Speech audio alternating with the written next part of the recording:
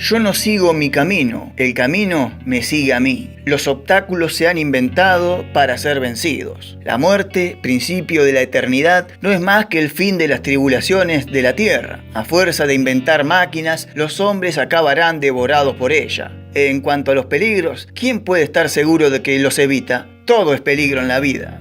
Estas son 5 frases de Julio Verne, de su histórica obra 5 semanas en globo, que narraba la historia del explorador inglés Samuel Ferguson junto a su amigo Dick Kennedy y su criado Joe, cruzando el África en un globo aerostático. Este artefacto de vuelo que se inflaba mediante gas era una moda del siglo XIX y luego se trasladó a cada país del mundo, donde encontró apasionados del mundo aeronáutico y de los aires, que eran aquellos que se animaban a subirse a estos vehículos, o aquellos que solo se amontonaban en algún prado para verlos inflarse, elevarse en el cielo y desaparecer en algún viaje corto cruzando ciudades o campos. En Argentina se tardó muchísimo en llegar, pero llegó y encontró verdaderos fanáticos de este espectáculo aéreo. Hoy en la revista Puag te vamos a contar el misterio y el trágico final que tuvo uno de los globos aerostáticos fundacionales del país y uno de los más legendarios de la historia, que fue el afamado y victoriado globo El Pampero. Pasá la intro y seguí mirando esta historia llena de pasiones, misterios y un final completamente abierto. ¡Dale!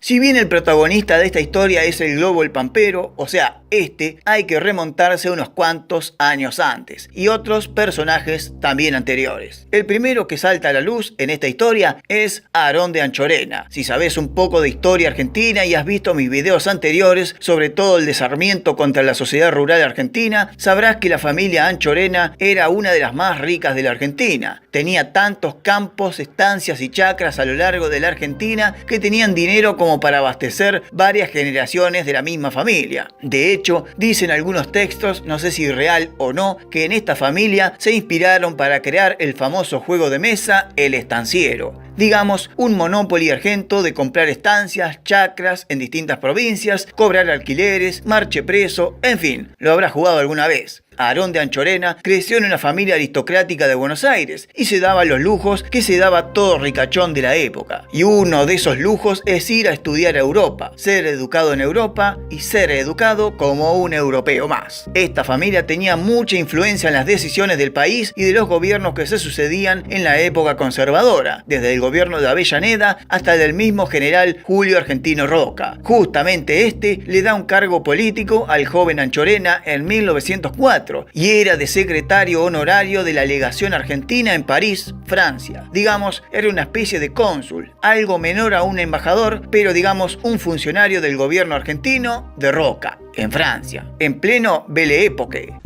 Como me gusta decirlo así de mal, así me corrigen abajo, bella época. Anchorena andaba a sus anchas en Francia, como todo dandy argentino de esa época que circulaba por las calles europeas, derrochaba dinero como loco. Digamos, tiraban manteca al techo, como diría Macoco. Grandes bailes, fiestas, clubes exclusivos y toda la aventura de la moda del momento. Ahí estaba don Anchorena presente tirando los morlacos que su familia había acumulado en la vasta Argentina estanciera. Y en esa rebeldía de juventud, digamos, Aarón había nacido en 1877, ya había superado los 25 años. Tenía que empezar a sentar cabeza, como todo hombre de familia aristocrática. Pero no, este era otro dandy de la época y tenía 2 grandes pasiones, el automovilismo y la aviación. Un enamorado de las máquinas del momento. Por ejemplo, nada que ver con el video, pero sí puede ser historia para otro. Aarón de Anchorena fue protagonista y uno de los pilotos que corrieron la primera carrera de autos del país. Se realizó en noviembre de 1901 en el desaparecido Hipódromo de Belgrano, lo que hoy sería, digamos, al frente del Estadio Monumental de River. Ahí corrieron la primera carrera del país, tipos como Anchorena, Juan Casaulet, quien ganó esa carrera, Juan Albella y un tal Marcelo T. de Alvear, el que luego sería presidente de la nación. Muy amigo de Anchorena en París.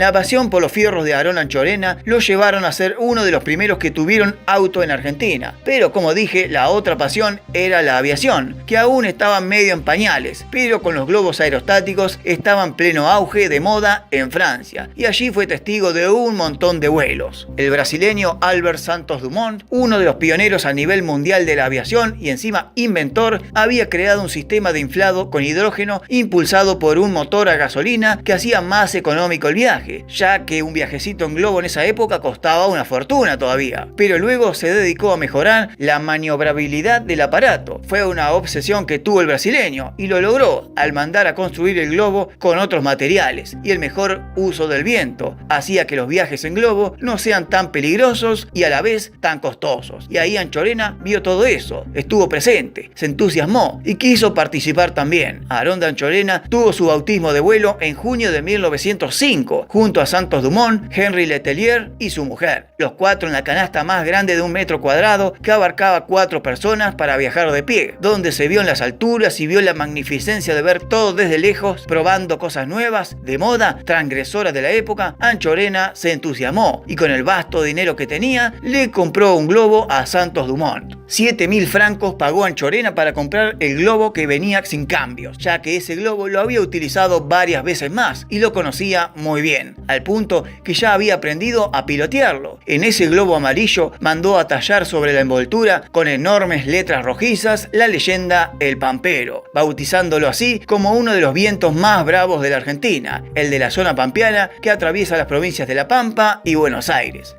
El globo El Pampero ya estaba en manos de Anchorena. Ahora era hora de traerlo a la Argentina y vislumbrar a los porteños con semejante espectáculo aéreo. El 29 de julio de 1907, el transatlántico Cap Blanc arribó al puerto de Buenos Aires y con él vinieron, además de Anchorena, el globo El Pampero. 2 meses después llegó al país Louis Faberés, el técnico del Aeroclub de Francia, contratado cash and cash por el mismísimo Anchorena para que le sirva de asistente en los primeros vuelos que zarparía el Pampero en tierras porteñas. Luego de realizar los trámites correspondientes en la aduana y conseguir permisos de vuelo, los primeros de la historia argentina, y poner también a punto el globo, llegó la hora de comenzar el primer viaje. Anchorena lo había utilizado para zarpar en el aire, mantenerse un tiempo arriba y bajar rápidamente. Eran vuelos de bautismo, pero aún no de viaje. Y la ilusión de don Aarón era cruzar el Río de la Plata, con el globo El Pampero, su globo, hacer Buenos Aires y Montevideo. Pero su asistente francés un poco le preocupó semejante viaje para un globo bastante utilizado y en manos de un principiante. Aunque Anchorena ya tenía varias horas y viajes encima, creo que el francés un poco se asustó con la empresa que quería emprender el Landy argentino. Entonces Anchorena, quien se carteaba seguido con amigos de Buenos Aires cuando estaba en París, invitó a un amigo suyo del ambiente de las clases altas. Acá aparece un actor conocido, un gran protagonista de la vida aérea argentina, desde el ayer hasta el hoy mismo con su legado. Ese amigo era ni más ni menos que Jorge Newbery, el director general de las instalaciones eléctricas, mecánicas y de alumbrado de Buenos Aires. Newbery, que había estudiado en Filadelfia con Thomas Edison, era ingeniero eléctrico y el primero que instaló el alumbrado callejero en la ciudad de Buenos Aires. Otro dandy como él, un tipo apasionado por las novedades del momento, enfermo de los deportes y uno de los primeros ídolos del país. Newbery aceptó el viaje y desde la Sociedad Esportiva Argentina, hoy el Campo Argentino de Polo en Palermo, se organizó todo. Venía bien el lugar con tribunas, cercano al Parque 3 de Febrero, donde se llenaba siempre de gente pasando las tardes en Buenos Aires, y además tenían cercano una usina de gas, Compañía de Gas del Río de la Plata, que utilizarían mediante un tubo para rellenar el globo. Pero fue todo un problema, incluso contaron con la ayuda de los granaderos para rellenar el globo, pero ante la falta de cañerías sanas y la falta de presión necesaria para completar el inflado del globo, desistieron en la primera intentona el 24 de diciembre de 1907. Todo se pasó para el otro día, en la Navidad. Incluso habían sumado a la aventura la lancha Pampa del mismo Anchorena, y el ministro de Marina del gobierno puso a disposición 2 torpederas que salieron desde la ciudad de La Plata y de la Dársena Norte para que vigilaran las costas del gran río que une los 2 países rioplatenses. Pero todo quedó, como dije, para el otro día, el 25 de diciembre de 1907, cuando a las 9 de la mañana comenzó a llegar gente nuevamente al sitio. 2 horas después, el predio estaba repleto de damitas asustadas, dandis con sus smokings, galera y bastón, presenciando cómo el globo empezó a tomar forma. Ahora sí, y ya pendía del ancla. Faltaban ultimar detalles y a las 12 del mediodía, después de este par de fotos, Anchorena y Newbery se subieron al canasto y dijeron: suelten las amarras, larguemos. Y el globo comenzó a tomar cada vez más altura. Unos 150 metros aproximadamente subió el esférico y comenzó su viaje hacia el oriente, cuando se perdía de vista entre aplausos de la gente, pañuelitos al aire y los ojos bien abiertos del susto. No habían visto nada igual los porteños. Newbery, siempre un paso adelante, tenía una cámara de fotos y logró las primeras imágenes de Buenos Aires desde el aire. El globo fue cruzando lentamente el Río de la Plata, custodiado siempre por la lancha de Anchorena desde el agua. Aunque ellos contaban con chalecos salvavidas, eran eximios nadadores. La ayuda externa también la tuvieron. El viaje duró aproximadamente 2 horas y tuvieron sus respectivos problemas. Entre el viento que cambió en el medio del río y el lastre que hacía difícil la maniobra, comenzaron a descartar cosas del canal para tener suficiente peso como para mantenerse en altura. Si no, se caían en el medio del río. Llegaron aproximadamente a los 3.000 metros de altura cuando comenzaron los problemas de verdad y el globo comenzó a dar tumbos para todos lados. Unas pequeñas turbulencias en el aire y el objetivo final cambió. Ya no llegarían a Montevideo, sino harían un trayecto más cercano y divisaron así tierras uruguayas. El sitio, Conchillas, en Colonia. En la estancia de un señor de apellido Bell, atracaron medio a los tumbos y un par de golpes, pero lo lograron. 2 horas y 5 minutos después de haber salido de la Sociedad Esportiva Argentina. Misión cumplida. Llegaron al Uruguay. El sueño de Aarón se cumplió y el primer viaje del Pampero fue positivo. Ambos se dieron un abrazo largo y cálido diciéndose Merry Christmas, Happy New Year. El otro contestaba así, todo en inglés, y luego fueron escoltados por un carruaje que los llevó hacia un teléfono en un pueblo cercano para comunicarse con entusiasmo con Buenos Aires de que lo habían logrado.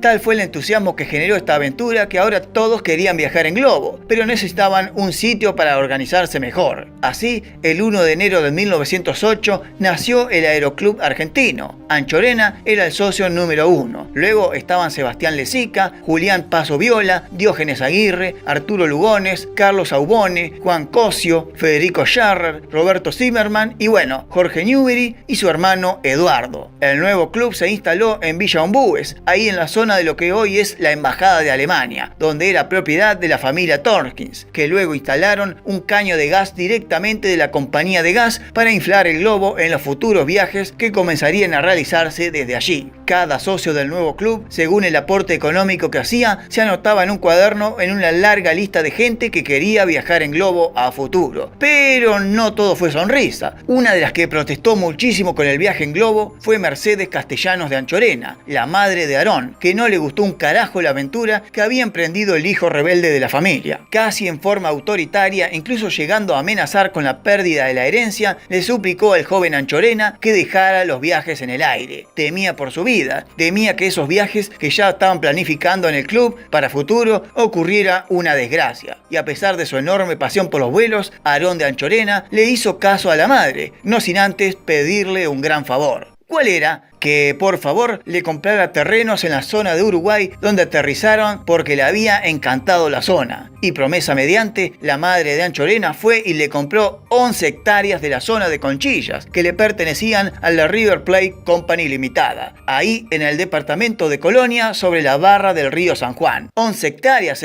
¿Cómo no iban a ser dueños de la mitad de Argentina? Era migaja para esta gente 11 hectáreas. Este sector donde Anchorena instaló su residencia con un gran palacio y donde introdujo varias especies de animales y plantas traídas del extranjero. 700 hectáreas de esta gran zona fue donada tras su muerte en el testamento sin herederos al gobierno uruguayo, donde hoy es la quinta presidencial de verano de los presidentes charrúas, la famosa Quinta Anchorena, o Palacio Anchorena, o el Parque Nacional Anchorena del Uruguay. Anchorena, en promesa con su madre, no viajó más en el Pampero y se lo donó al Aeroclub. El globo era cuidado en la sociedad esportiva, en el regimiento de granaderos y finalmente en una gran casa sobre la avenida Cabildo donde residía Fáberes y su mujer. El globo El Pampero, ahora propiedad del club, realizó más vuelos durante 1907 e inicios de 1908, llevando a las alturas a los más arriesgados porteños que querían vivir la experiencia de estar en el aire de Buenos Aires y viajar por ahí. Los viajes eran toda una organización, un espectáculo donde se pagaba entrada, que por lo general siempre iba a la beneficencia y salía o de la sociedad esportiva o de la estancia de la Villa Ombúes. Ambas estaban conectadas con diferentes caños que salían del gasoducto Río de la Plata. Con los viajes se iban realizando cambios, como por ejemplo agrandar el canasto para llevar más cosas, entre ellas palomas mensajeras, proporcionadas por la estación central que el ejército tenía sobre la avenida Cabildo. Ellas servirían de conexión entre los aeronavegantes y los que vigilaban los viajes o el mismo público desde la tierra, para saber cómo iban y por dónde iban. El globo El Pampero, en su diario de viajes y anotaciones según Anchorena, realizó 18 viajes oficiales, y esto le sirvió para graduar la licencia de pilotos aeronautas no solo al mismo Anchorena, en París, sino también a Jorge Newbery, Gualdino Correa, el ingeniero Horacio Anagastasi y Eduardo Newbery, hermano de Jorge, y vamos a quedarnos con él, porque con él El Pampero realizaría su último y trágico viaje. Mirá. Era sábado 17 de octubre de 1908, lugar la Villa Ombúes del financista Ernesto Torkins, ahí en Belgrano. Los viajantes, Eduardo Newbery, odontólogo de 30 años, y su amigo escocés Thomas Walter Owen, de 24 años, el primero que tradujo el Martín Fierro al inglés. Ambos ya habían realizado un viaje con el Pampero que unió el barrio de Belgrano y la ciudad de La Plata. El horario eran las 5 de la tarde. Estaban propuestos a realizar el primer viaje nocturno de la historia aviadora argentina. El tramo era cruzar toda la provincia de Buenos Aires y llegar hasta las costas de la Patagonia, o a lo sumo en la provincia de La Pampa. Pero algo pasó en el medio. Owen nunca apareció, no se sabe si se retrasó, si se cagó en las patas con semejante objetivo o simplemente se quedó dormido o ocupado en otras cosas. Lo que sí es cierto es que llegó el horario de salida y solo estaba Eduardo Newbery en el canasto del globo. Este, con poca paciencia y tolerancia, dijo: bueno, basta, me voy solo. Pero Jorge, su hermano, le dijo: ni ahí, vos solo no vas a ningún lado. Es un viaje demasiado largo para ir solo. Encima, Jorge estaba en los preparativos de su despedida de soltero en el Jockey Club, porque se iba a casorear en las próximas semanas con Sara Escalante. Así que no pudo acompañarlo en ese viaje. Y ahí apareció el sargento Eduardo Romero, de 25 años, un correntino oriundo de Curuzucuaitá, que vivía en las Cañitas. Romero era admirador de esta gente que volaba, veía una y otra vez los viajes en globo y no podía asistir debido a que era exclusivo para los socios del aeroclub, pero era parte del ejército que siempre colaboraba con las aventuras de estos locos del aire. Así que Newbery invitó al sargento a vivir la aventura del globo por los cielos porteños y bonaerenses. Así estaban Newbery Eduardo y Romero Eduardo, en el canasto pronto a salir, con provisiones para 2 días, con 2 docenas de sándwich, un poco de pan, una pata de jamón y 8 botellas de cerveza. Y también 10 palomas mensajeras que servirían para mantener contacto con tierra y llevar el itinerario del viaje a toda la gente. Todo estaba listo y pasadas las 5:30 de la tarde soltaron las amarras, las bolsas de arena cayeron al suelo y el globo tomó altura. Sonaba mientras tanto adentro del globo la corneta en pera de goma que hacía sonar Eduardo Newbery cada vez que echaba vuelo con el globo. El diario La Argentina contaba en sus crónicas que había levantado unos 700 metros durante un recorrido de 28 kilómetros y luego ascendió 3.000 metros de altura con un promedio de 100 kilómetros por hora, una velocidad y una altura enorme. Pero no contaron con un cambio de viento en el aire y el globo fue empujado hacia el noroeste, pero nada grave, pero sí para tener en cuenta más adelante. Minutos después, el globo fue visto en el barrio de Flores, donde por razones difíciles de explicar cayó la funda de lona que había hecho confeccionar el mismísimo Anchorena para proteger la envoltura total del globo y que llevaban los mismos tripulantes. Después, tipo 6:15 de la tarde, fue visto por Villa Devoto. Incluso se dieron avistamientos desde los partidos de San Martín y de la localidad de Moreno. Y pasada las 7 de la tarde, fue visto por última vez en la zona oeste de Buenos Aires, donde nunca más se lo volvió a ver. Y acá comienzan las suposiciones, pistas falsas y creencias de todo tipo. Claro, habían pasado algunas horas y nadie supo más nada. ¿Por dónde iban? ¿Para qué rumbo habían tomado con el cambio de viento? ¿Habían caído o no? ¿Iban todavía viajando o no? Nadie sabía nada. Entonces se enviaron muchos telegramas a todos los destacamentos policiales posibles. Alguien tenía que haberlos visto en algún momento. Durante todo el domingo 18 nadie aportó ningún dato de nada. Recién el lunes por la mañana en la ciudad de Bahía Blanca unos vecinos indicaron haber visto la noche anterior, o sea la noche del domingo, luces en el cielo. Un objeto que iba hacia el sur con varias luces en el medio de la noche. Pero aunque la pista tenía sentido por el traslado del viaje que iba a surcar justamente esos cielos, era imposible. Eran demasiadas horas en el aire. Según Jorge Newbery, el globo no estaba apto para más de 24 horas en el aire y ya habían superado casi el día y medio. Además, la lámpara que habían llevado a bordo no era tan poderosa como verse de semejante altura, aunque sea de noche. Entonces pasaron las horas y el globo pampero desapareció de la faz de la Tierra. No había noticias nuevas, nada. Pero un par de horas después apareció una pista. En la localidad de Las Flores, provincia de Buenos Aires, apareció uno de los salvavidas de los tripulantes completamente destrozado. Era de ellos. ¿Qué pasó? Entonces empezaron las suposiciones de todo tipo. El globo se cayó. Debe estar en alguna zona inhóspita, incomunicados, decían. Incluso se pensó en por qué no aparecían ni siquiera las palomas mensajeras. En caso de algún peligro, alguna paloma de las 10 que llevaron a bordo debió aparecer en algún lado. Pero nada, la nada misma. Tal fue la conmoción en esas horas y esos días que la mitad del país quedó mirando al cielo por si veían el globo de Newbery y Romero. Pero nada. Incluso en Uruguay, un cazador divisó una bandada de palomas mensajeras y les disparó con tal de que bajaran y pudieran verificar si eran las palomas del globo, pero tras bajar 2 palomas de varios disparos se percataron que no pertenecían a la especie que viajó aquella tarde en el Pampero. Más de una semana después finalmente apareció una pista clave, una paloma de las que viajó en el globo. Apareció a las afueras de la ciudad de La Plata, en Río Santiago, en Ensenada, completamente exhausta. Era de las palomas que habían viajado en el globo, pero no tenía mensaje alguno. Un par de días después apareció otra paloma del mismo globo, pero en Concepción del Uruguay, provincia de Entre Ríos. Y ahí se fue la investigación al carajo, y se perdieron más todavía. Se confundió todo, porque ellos iban rumbo a Río Negro. ¿Cómo carajo apareció una paloma en La Plata? Y mucho más, una paloma en Entre Ríos. ¿Para dónde los empujó el viento entonces? ¿Para el norte o para el sur? ¿Para el lado costero o para el lado de las montañas? Encima, al poco tiempo, llega información nueva. Desde la provincia de Neuquén, vecinos divisaron luces en el cielo. Era una luz blanca que tenía un gran resplandor, decían, y hacía un tipo de señas porque la luz titilaba como enviando un mensaje. Pero una gran nube en el medio de la noche cerrada y nublada la hizo desaparecer y no se volvió a ver ninguna luz más. Y siguieron pasando los días y nunca más se volvió a encontrar nada más. El globo nunca apareció. Los tripulantes tampoco. Nada de nada. Ningún material, nada. El asistente francés Favere, que había traído Anchorena, tenía la hipótesis de que el globo enfiló y fue empujado por el viento hacia el océano Atlántico. Y aunque a pesar de contar con un conancle, que era una especie de salvavidas que mantenía el globo a flote por 2 días sin hundirse, tampoco fue divisado en el mar. Esta gente murió en el mar, decía el francés, acabando con la esperanza de aquellos que esperaban una noticia sorpresa de los Eduardo y el globo el Pampero que no aparecían. Después surgieron versiones y avistamientos completamente dispares y completamente absurdos y algunos confusos.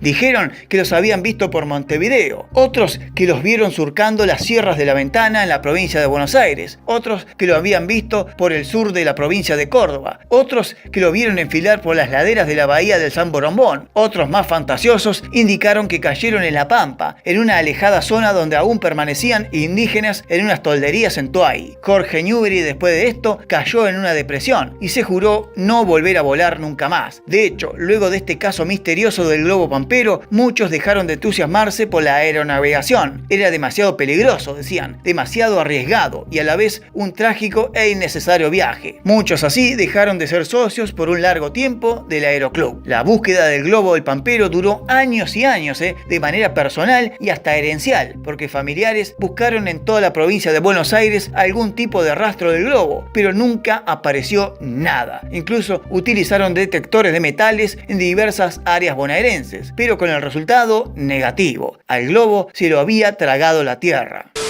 En 1970, el gobierno del general Onganía y bajo la ley 18.559 fueron declarados junto a otros aviadores como el mismísimo Jorge Newbery, tanto a Eduardo Newbery como el sargento Romero, como precursores de la aeronáutica argentina. Y Romero fue el primero del ejército en caer en un accidente de aviación. Hoy Romero tiene una calle en la ciudad de Buenos Aires cerca del Monumental de River. A Eduardo Newbery no lo recuerda a nadie, solo por ser el trágico hermano de Jorge Newbery. Y yo te dije que Jorge se había prometido no volver a volar. Bueno, le duró poco la promesa, porque al poco tiempo se mandó a hacer un globo propio al que le puso de nombre Patriota. Y a inicios de 1909, Jorge Newbery volvió a subirse a un globo. Esto le valió lamentablemente el divorcio con su reciente esposa, a la que temía por la vida del dandy, como acabó la de su hermano desaparecido. Gracias a las gestiones del diputado socialista Alfredo Palacios, los viajes en globo volvieron a ser una gran novedad en Argentina otra vez. Incluso el ingeniero Horacio Anagastasi, que también había sobrevivido de los socios que se habían ido del aeroclub, compró otro globo y volvieron a surcar los cielos argentinos nuevamente. A mediados de 1909, Jorge Newbery compraría otro globo en Europa, uno al que bautizó el Huracán. Con este globo Huracán logró una hazaña casi de manera mundial, que fue cruzar en el mismo viaje Argentina, Uruguay y Brasil en un poco más de 13 horas de vuelo. Esta gran aventura inspiró a unos muchachines del barrio de Pompeya que le cambiaron el nombre a un club de fútbol llamado Verde Esperanza y Nunca Pierde por el nombre del club Huracán, y con permiso del mismísimo Newbery, mediante una carta le pusieron el Club Atlético Huracán y el globito de Newbery en el pecho como insignia o escudo del club. O sea, es el actual Huracán de Parque Patricio. ¿Y qué pasó con Thomas Owen, aquel británico que no llegó al viaje con Eduardo Newbery y se salvó la vida? Owen siguió viviendo en Argentina varias décadas más. Incluso tuvo hijos y trabajó en el directorio de la empresa Philco. Y junto a Ernesto Newbery, otro de los hermanos, fueron los que tradujeron varias cosas al castellano, entre ellas el reglamento oficial del rugby. Mientras tanto, Jorge Newbery terminaría como su hermano en un accidente aéreo años y años después. Pero eso es otra historia para otro video. Y esta se terminó acá. ¡Ja! ¡Qué historia, papá! Ejemplo de deportistas y precursor de la aviación argentina, Jorge Newbery es recordado por todo el pueblo al cumplirse 40 años de su desaparición trágica en Los Tamarindos. En este avión Blériot voló el inolvidable aeronauta argentino en los peligrosos albores de la aviación nacional. El presidente de la República se refiere en la fecha a este hombre, cuyo recuerdo no ha de morir jamás, porque no mueren nunca los que han sabido ofrecer su entusiasmo y su juventud al porvenir de sus conciudadanos.